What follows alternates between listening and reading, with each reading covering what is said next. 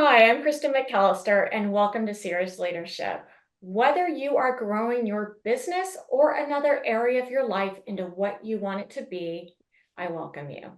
I am joined today with Greg Head, who brings a history of being an investor, a board member, and CEO to our discussion. Greg, I have been looking forward to this discussion for ever since we first connected, thinking I have got to get this right. I was so sorry I wasn't recording our initial Yeah, conversation. that was a good one. It gets lost. And one of the things we're talking about is it's serious. We've seen this uptick in requests for interim Mhm. CEOs and presidents. And these requests are coming from boards replacing the top leadership as well as owners replacing themselves. It's really been an interesting couple of years, and I'd love to get your thoughts on what's driving this. Well, there's a lot of things that are driving it. Boards aren't putting up with lack of performance, for one, or investors. If you're owned by a private equity group or a family office, or just a board of directors, and that could be in different buckets. It could be lack of numbers performance. It could be the culture. They're not happy with the culture, or the change in the culture is not happening at a pace that they appreciate, or it's going in a direction that they don't like.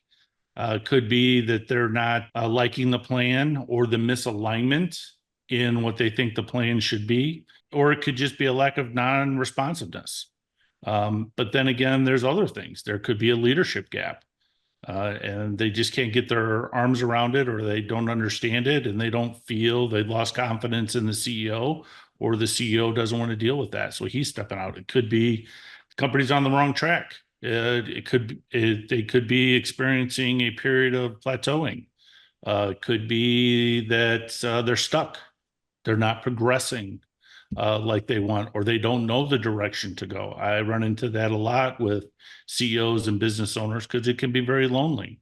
And if you're a CEO and you have a board, or you have investors like private equity or family office or other investors, you're no longer the shareholder. There are shareholders with an S. It changes the dynamics. And, we all learned in high school that you have two responses to stress: fight or flight. That is incorrect. It's action or it's inaction. And you can look at, the military. What's the first thing they teach you to do is get off the X. And when you're off the X, you're either fighting or you're fleeing. But if you're not, you're frozen. And that happens sometimes. It could be that there's not an operational roadmap, or the market is changing.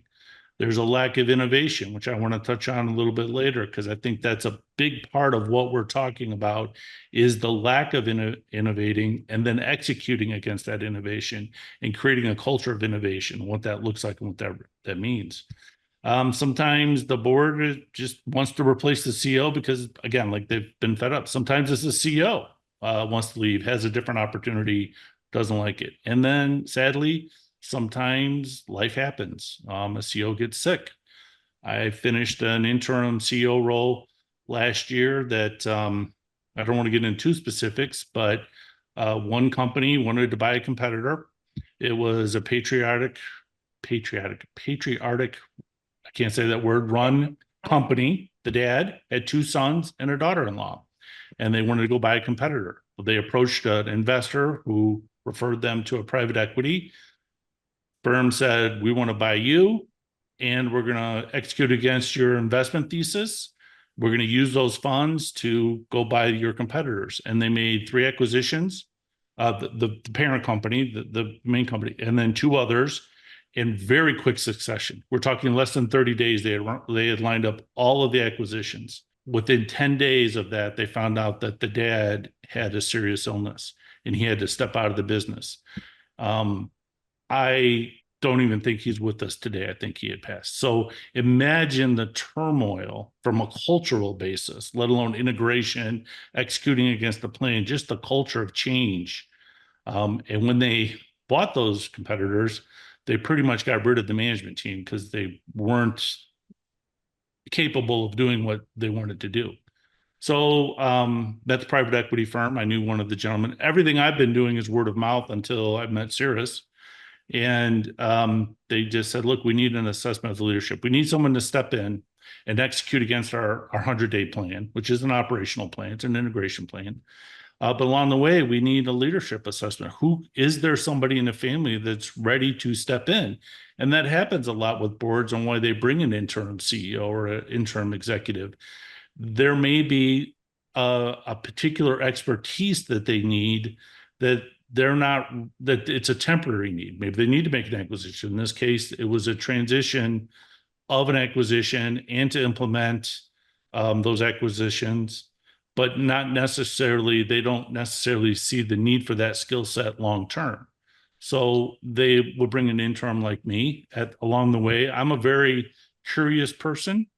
And I say this a lot. I never judge. I'm not a judgmental person, but I'm always assessing. I'm assessing processes. I'm assessing people. I'm assessing culture. I'm always assessing and myself.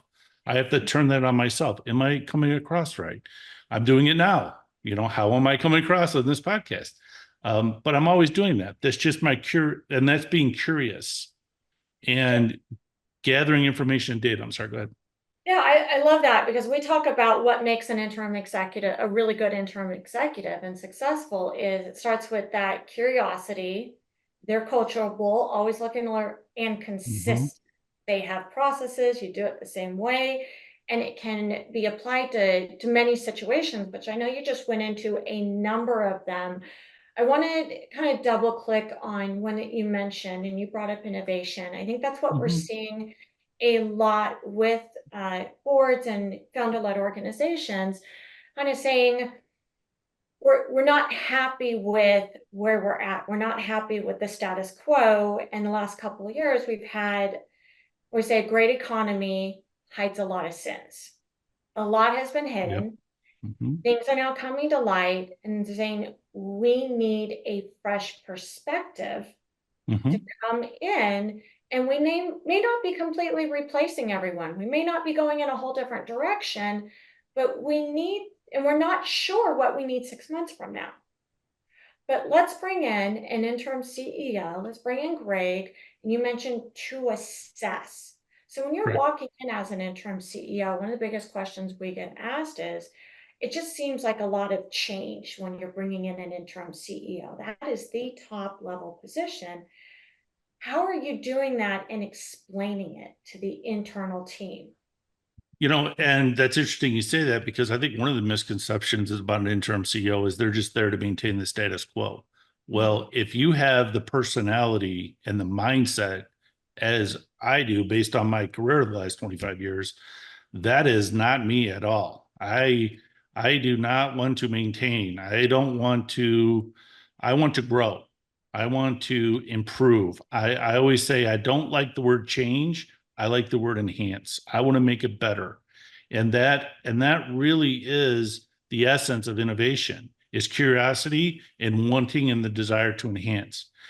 Again, my personal opinion, this is me. Innovation I find falls into two buckets. It's either outbound innovation or it's inbound innovation.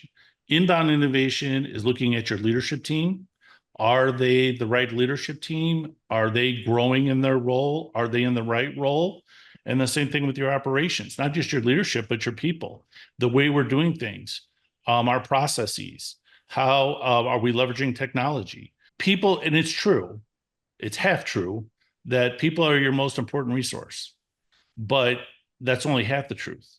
Is it the right person in the right role, doing the right things at the right time for the right reason in a role or job or task that they want to do?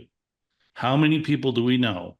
And I know many in my generation who took a job or went into a course of a career just Mhm. because there were jobs when they got out of college and they hate every minute of it. They don't enjoy it. So I'm always assessing that. And that's where the innovation is. Maybe we need to move people around. Maybe we need to do things differently. How do we do it differently? What's working? What isn't working? Is anybody asking those questions? And, we've all heard the response, well, that's how we've always done it. Well, this is where a fresh perspective is. I run into this a lot. I've been in many different industries. And what I do and how I do it really is industry agnostic. But I hear it a lot. Well, you don't have any industry experience, or we need somebody with deep industry experience. And I say the same thing. Well, you have a company filled with industry experience and it's not getting you anywhere. And if you're going to hire someone from the industry, they're just going to bring what they know from the industry and keep doing it the way they're doing it. So you'll get standard industry processes and results. Maybe in innovation, we need to bring somebody in from the outside that has a different perspective. If you look at the history of companies that have gotten to the next level, it's made up of people who have brought in fresh perspective from different industries and how those apply in different ways of doing things. So that's inbound innovation. Outbound innovation, I put that into two buckets. It's either our business model. How are we delivering our product or our service? How are we charging from it? Do we need to change that? What is happening in the industry that we need to adjust that? And a good example right now is SaaS. I think the typical SaaS, the traditional SaaS model of X number of dollars a month and you use it all you want is going to go away or is going to be adjusted. Terrible analogy, but I think it's going to go into a model because of AI, because of the computing and the data needs. It's going to be a model almost like a utility. You have a set utility fee that supports the infrastructure. Whether you turn the light on or you use one drop of water, I travel between homes. So there are homes where I get a utility bill every month. I haven't been there in months, but I get one every month because that supports the infrastructure. And then I'm charged extra based on my usage. And I kind of think that that's the direction we're going to go. The other innovation, outbound innovation, is our customers. Are we solving our customers' problems? Are we really addressing their solution or their pain? Is our solution still doing that, or has the pain shifted, or their perception of the pain? And I always give the example when I have an account manager or a salesperson come back and say, I have a customer that has a feature request. My skin crawls because I don't want to hear the feature request. I want to hear why. What is the pain behind that feature request? Now let's give it to our product manager, to our product developers or engineers who are geniuses, and let them come up with the right solution that will address that pain. That's how you get innovation. And innovation is a very small part of innovation is actually innovating anything. Majority of it is listening to your customers, being close to your customers and really understanding the pain or the problem in your business model, which is the market. Are we paying attention to the market and internally? And then trial and error and trying things. If they don't work, shift gears and do something else. That's how you innovate. And that's how you. So for me, I think a lot of it, again, this is my opinion. I think that's a lot of what's happening in organizations is they stop innovating. Yeah, and you talk through it's clearly you've done this, and this is what I love about interim executives, especially interim CEOs. And you mentioned you can be industry agnostic, Mhm. is you're brought in more because of a situation and an outcome that's desired versus certain industry experience or certain market experience. So Mhm. you just off the top of your head, and I know you are not reading notes right now, is you've got a playbook. You have a checklist that you're going through to assess that, generally for the purpose of how do we move the company forward? And that may be through innovation. Uh, you hit on a big part of it, and that's to create the plan. You are gathering information from the customers, from inside the company, to put together a plan. And that's probably one of the biggest pieces that we hear is missing is not only do we not have a strategy, we don't have a plan. The CEO can't tell us how we're going to move forward and present a plan to the board. It's, well, trust me, it's going to turn around. Mhm.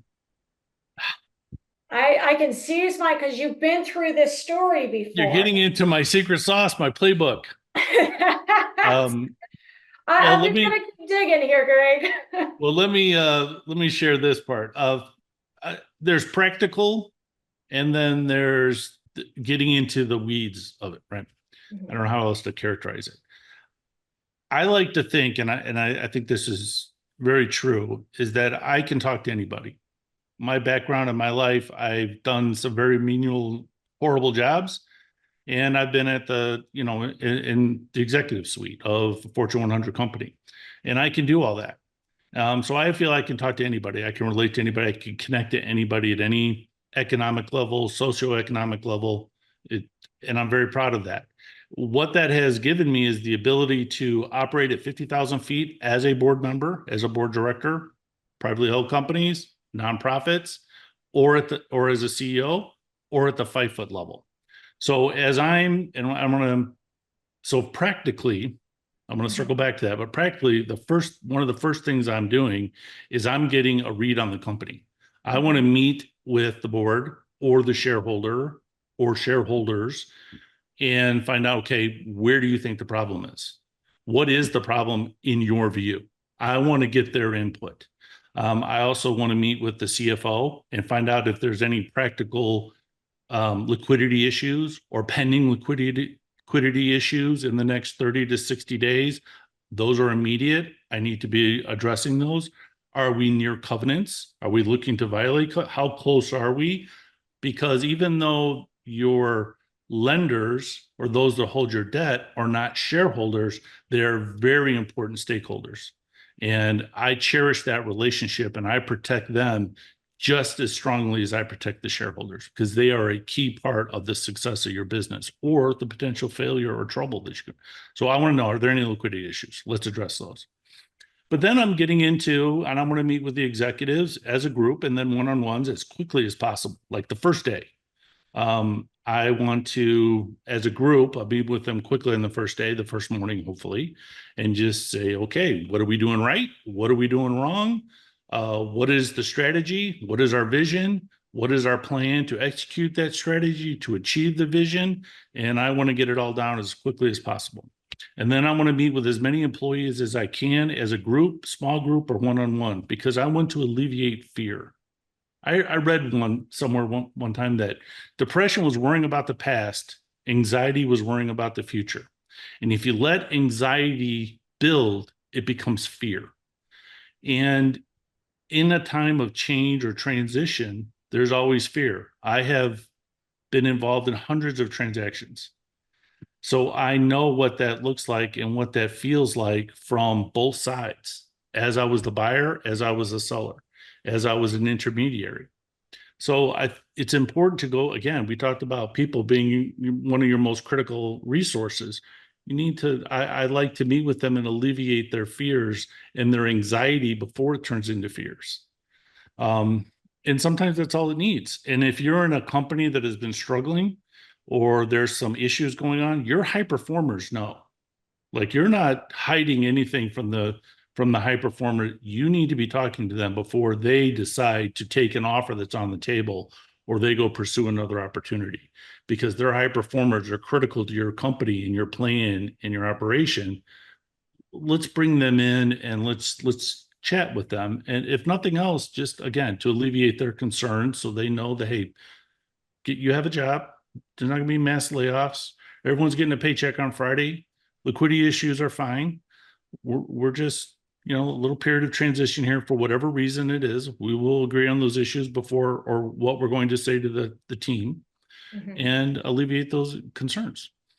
And then it's meeting one-on-one with those executives throughout the week, circling back to those priorities, strategies, plans, visions, their piece of it, and then taking it all together at the same time.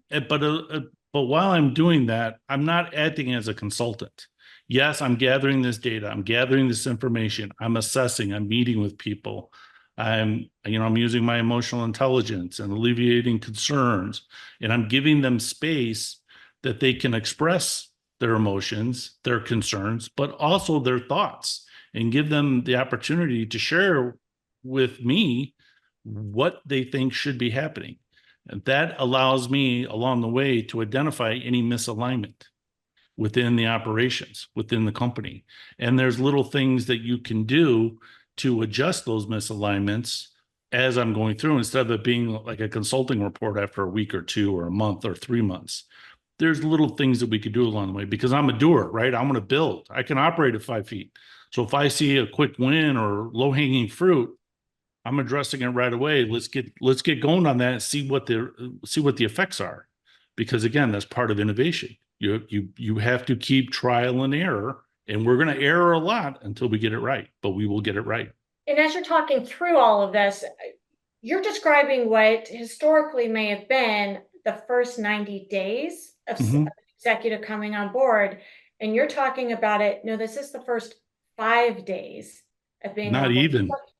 The first couple of days, especially Yeah. when you're stepping in as interim, especially interim CEO, you mentioned you've got to alleviate fears, you've got to be able to explain what's going on, and there needs to be a plan for that. There needs to be an explanation. You've And got to take be action. transparent and Yep. move quickly, especially when the board is bringing you in. And a lot of times they've been left in the dark. You've been on that board, you've been on the board side of it. Yep. And you can identify that. And the more misaligned it is, the longer it may take. But if you're close or there's a few items, let's address it right away and let's push forward. Sometimes it is just a toxic leadership. That happens a lot too.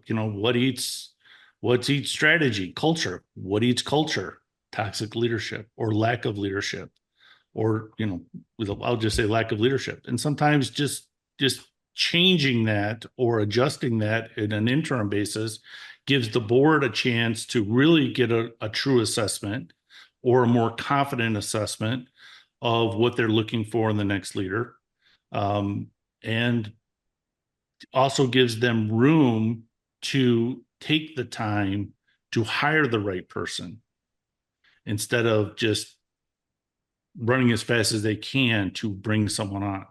So, and I think that's a lot of what has driven the uptick right now is they just need a little breathing room. They don't like what's happening. They don't know what to do. I was an interim role for a company that had been looking for 18 months and they just could not, the CEO left. They could not find, they had executive recruiters bringing them recruits, but there was nobody within the company to kind of own that process. And I'm very good at working with executive recruiters. I'm very good at bringing on board. It's one of the things I like to do about being an interim CEO is bringing on that next CEO because I am part of the interview process. So I kind of have a feeling for the organization and the culture and what they're looking for in a skill set. And so I could identify that as I'm interviewing candidates with the executive recruiter, but I work hand in hand with the executive recruiter. I knew 2 investors on the board and they asked me to step in as interim CEO. And I said, look, I'll do it. I'll bring someone on. It'll probably take me 9 months to a year. I did it in 4 months because the executive recruiter was really good. They just needed someone to get them over the line. You can't wait another month to Yeah. talk to 2 more board members, right? It's funny. I love that you hit on that because I always say it's like giving the board an answer key. Because when you're Mm-hmm. needing to replace a CEO, you're generally not doing it under good circumstances. Correct. Needing to bring in someone who can address the current situation and take the company forward, usually 2 different expertise. Just listening to you, you are typically brought in to stabilize and address Mm-hmm. the, Mm-hmm. but also we don't just need someone different than who we had. What do we need? And I strongly believe that when we make the wrong hire, it wasn't that we got the wrong person. We just didn't know who we needed and what we needed. We started with Yeah. the wrong profile, and being able to have you in there as that interim CEO, you're almost giving the board the answer key. You're giving the recruiter the answer key and saying, here is the right profile and what you're looking for. Correct. That's a great point because I want them to be successful. I know I have too many peers who are in a situation that is just not right for them. It wasn't the right situation, but at the time they thought it was, but it turned out not to be. And yeah, to your point, that an interim can, if an interim is experienced at doing that and knows how to do that, they're worth every penny you pay them. Every penny. It's interesting. I want to back up a little bit. Hmm. Just in listening to, we know when stepping in as an interim CEO, it can be everything from a somewhat smooth transition. You're handling a lot of fears and you're setting up for Hmm. the next 2. You're walking into a firestorm. And it's Hmm. gotten to be that firestorm because we waited too long to make the change. Hmm. What are some from your experiences as an investor and a board member, and stepping into those a variety of situations as an interim CEO, what are maybe some early warning signs or early indicators for the board to be able to say, something's not right here, we need to look at a change, or we need to Oh, step in and do something? there's the obvious ones. They're not hitting their plan, their numbers, whatever those KPIs are, right? But the other big one is that they're having people leave, if they're having some turnover, especially high performers. It depends on the board, but if they have any insight into the company, they know who those high performers are. They've been talked about at boards. The CEO or executives have maybe mentioned who these high performers are, or maybe not even by name, but just, hey, our top salesperson, or we have this great account exec, and they're leaving. If you see that, something could be going on. We need to start asking some questions. And that's on the board to be curious and asking questions and trying to dig into it. I'm curious, have you ever seen especially when you start to see those signs and indicators, you're getting information, but you're getting information through a filter. Have you seen a Mhm. board member request and say, I'd like to speak to that person? Whether it's just a casual conversation or an exit interview? For a governing board, not really. They may talk to, hey, we'd like to maybe talk to the HR, the head of HR, that exec. If it's an advisory board, yeah. The advisory board could be a little bit more hands-on.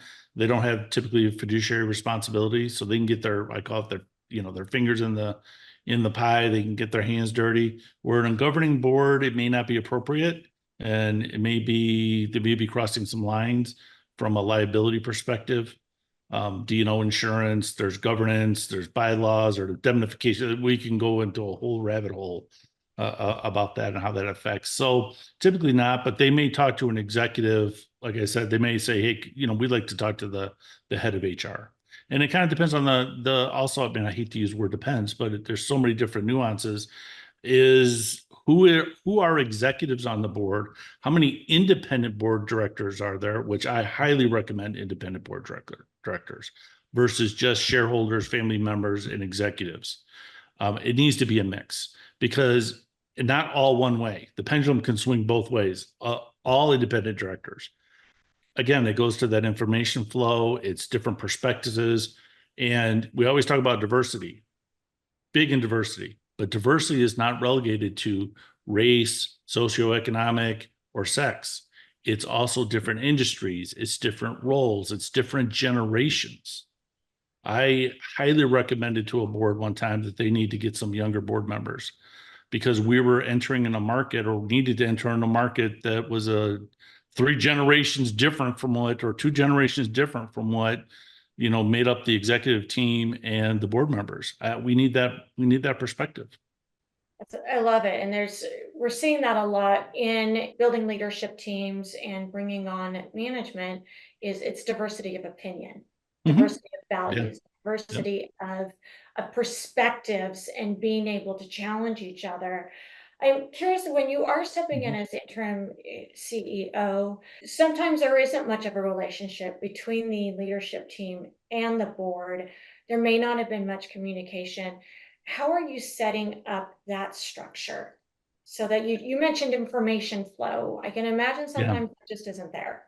Again, it depends on the company and the situation, but like the example I just gave about a different generation. In that case, the board really wasn't receptive to that. So I created, and I'm pretty good at this. I like doing it actually. Is I created an advisory board. I like creating governance boards with all of the structure. I understand that. I work very closely with, obviously, the corporate attorneys to do that. So I don't give myself. I'm not an attorney, but I have an understanding of that and how to blend that board with different skill sets and different perspectives, but also advisory boards. And I created an advisory board in this case. I have a very broad network. I was able to draw from that network of people that I knew would be great to be on the advisory board. And at the same time, I created an internal board. Some places call it an executive board. Sometimes it's an operational board. But that board and the way I do it is that shareholders, owners, CEOs, or I'll call key executives, like if there's a CEO, a CFO plus, a CFO plus, especially in private equity, they share duties or responsibilities and capabilities with maybe a COO, or they could be the CEO. Typically, there is no COO, so they do some of that. They do not sit on that internal board. That internal board is made up of your other leadership team or key employees or people with P&L responsibility. And then I can facilitate. I like to step it. I do not sit on that board, even as an interim CEO or a CEO. But then I try to facilitate the communication flow between the advisory board and the internal operational board or executive board. And that helps because then we could take that information, I could float up to the executive team, which would be me, CFO, and then onto the board of directors.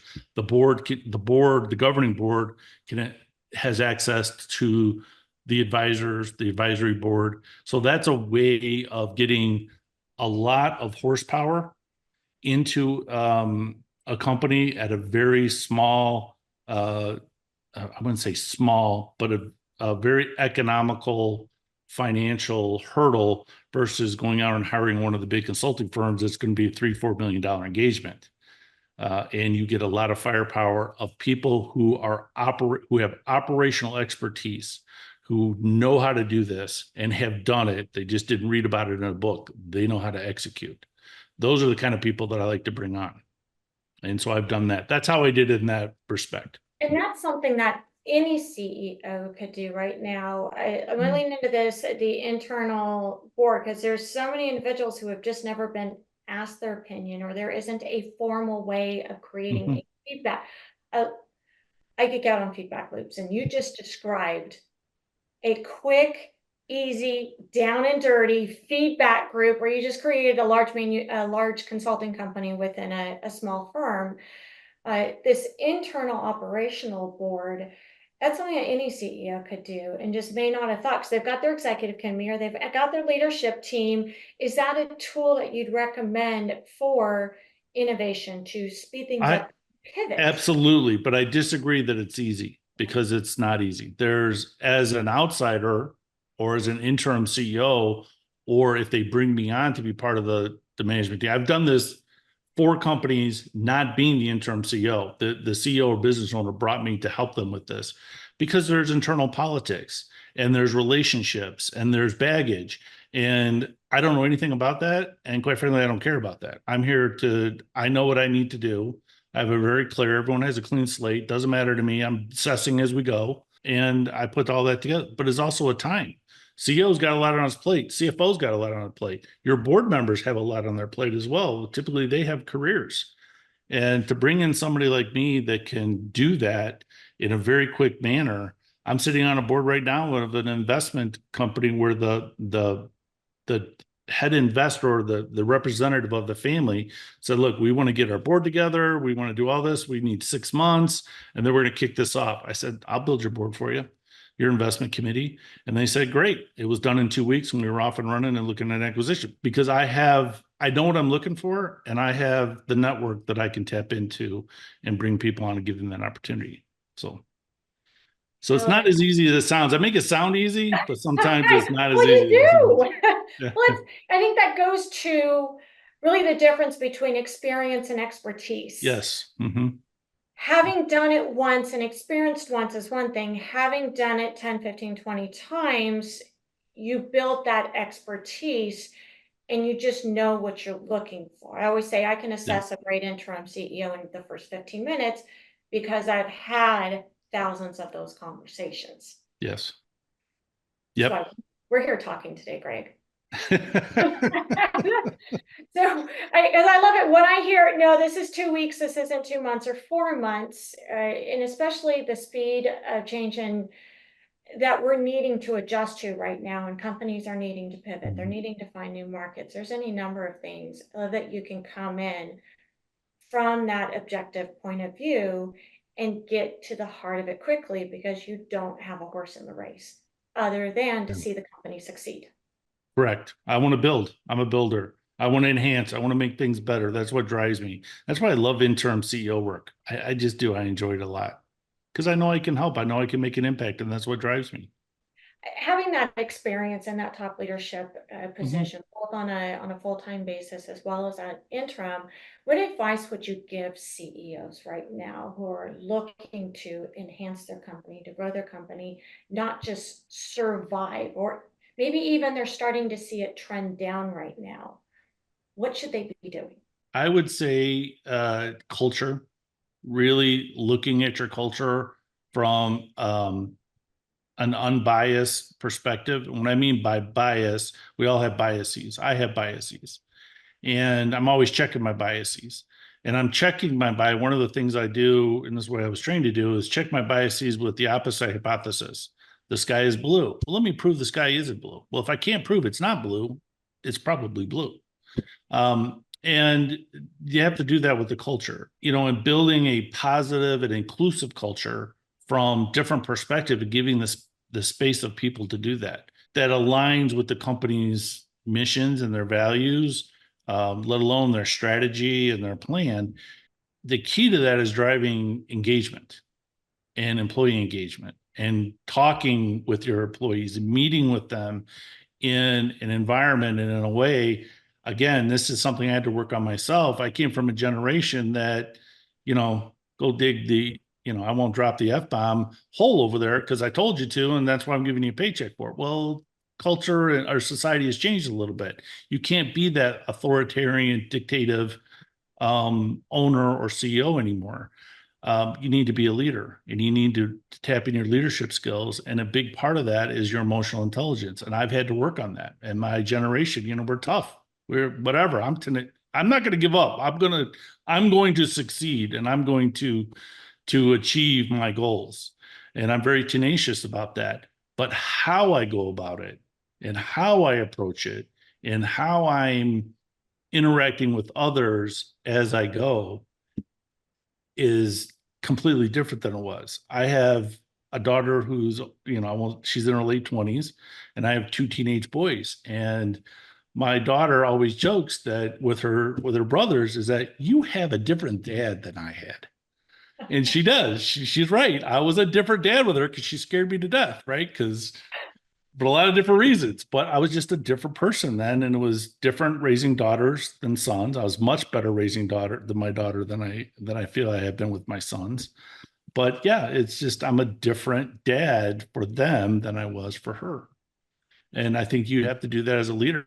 And that's just me working on my emotional intelligence and me working on my leadership skills. And I tell my sons all the time, both of them are Eagle Scouts, and they've learned this and they've demonstrated it and they have experienced this, is that you don't have to be in charge to be a leader. I almost don't want to say anything else and just end on that note. I I love that you really exemplify not just the curiosity, but the coachability. Mhm. Where as a leader, you're not just coaching others, you are coaching yourself. You're being coached by those around Always you. assessing myself, always assessing my emotions, always assessing my reaction and my thought. I just told them to do something. They didn't seem to like that. Why? Am I off base? Am I right? Are they? Well, where? No, this was the right call. Okay, I got to go with it. Or maybe I need to relook at that. But you have to. That's part of the process. And it's interesting that you're not questioning yourself, you're questioning, is the process true? Mhm, Is this the way it should be doing? You're not questioning, wait a minute, did I make the right decision? It's, mhm. did I take the right approach? Yes, that's a big part of it. Yep. Because the I approach will dictate the decision, will drive the decision. Right. fantastic. Greg, you and I could talk for hours. I, your leadership quote was just outstanding. Give it to me one more time. You don't have to be in charge to be a leader. There you go. We've all had leaders who weren't leaders, they were managers, they were bosses, and we've all had bosses that that's all they were. But then there's always somebody in the group that shows outstanding leadership qualities that everyone tends to follow. That's They're not in charge, but they're the leader. Thank you so much, Greg, for your insights, your experiences, and more anything, the expertise that you so openly shared. I want to thank you for joining us here on Leadership today. Well, thank you. I enjoyed it actually, so I appreciate this. Until next time, thank you for joining Cerius Leadership, and we'll see you on the next episode. Thank you.